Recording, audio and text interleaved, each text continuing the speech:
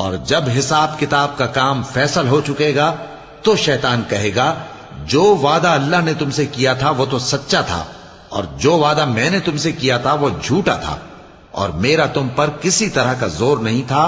ہاں، میں نے تم کو گمراہی اور باطل کی طرف بلایا تو تم نے جلدی سے اور بے دلیل میرا کہنا مان لیا۔ تو آج مجھے ملامت نہ کرو، اپنے آپ ہی کو ملامت کرو۔ نہ میں تمہاری فریاد رسی کر سکتا ہوں اور نہ تم میری فریاد رسی کر سکتے ہو۔ میں اس بات سے انکار کرتا ہوں کہ تم پہلے مجھے شریک بناتے تھے۔ بے شک جو ظالم ہیں ان کے لیے درد دینے والا عذاب ہے۔ اور جو ایمان لائے اور عمل نیک کرتے رہے وہ بہشتوں میں داخل کیے جائیں گے جن کے نیچے نہریں بہہ رہی ہیں۔ اپنے پروردگار کے حکم سے وہ ہمیشہ ان میں رہیں گے۔ وہاں وہ ہر ملاقات پر ایک دوسرے کو سلام کہیں گے۔ کیا تم نے نہیں دیکھا کہ اللہ نے کلمہ طیبہ کی کیسی مثال بیان فرمائی ہے؟ وہ ایسی ہے جیسے پاکیزہ درخت جس کی جڑ مضبوط ہو اور شاخیں آسمان میں پھیلی ہوں۔ وہ اپنے پروردگار کے حکم سے ہر موقع پر پھل لاتا ہو، اور اللہ لوگوں کے لیے مثالیں بیان فرماتا ہے تاکہ وہ نصیحت حاصل کریں۔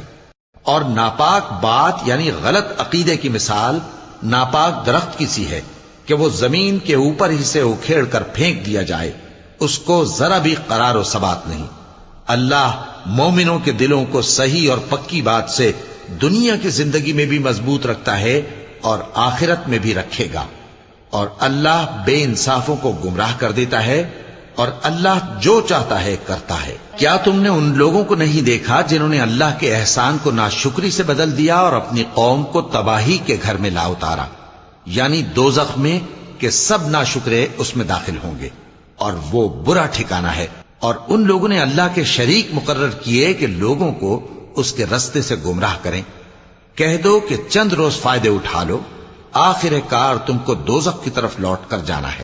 اے پیغمبر، میرے مومن بندوں سے کہہ دو کہ نماز پڑھا کریں، اور اس دن کے آنے سے پیشتر جس میں نہ اعمال کا سودا ہوگا اور نہ دوستی کام آئے گی، ہمارے دیے ہوئے مال میں سے پوشیدہ اور علانیہ خرچ کرتے رہیں۔ اللہ ہی تو ہے جس نے آسمانوں اور زمین کو پیدا کیا اور آسمان سے مے برسایا، پھر اس سے تمہارے کھانے کے لیے پھل پیدا کیے اور کشتیوں اور جہازوں کو تمہارے زیر فرمان کیا تاکہ وہ سمندر میں اس کے حکم سے چلیں، اور نہروں کو بھی تمہارے زیر فرمان کیا۔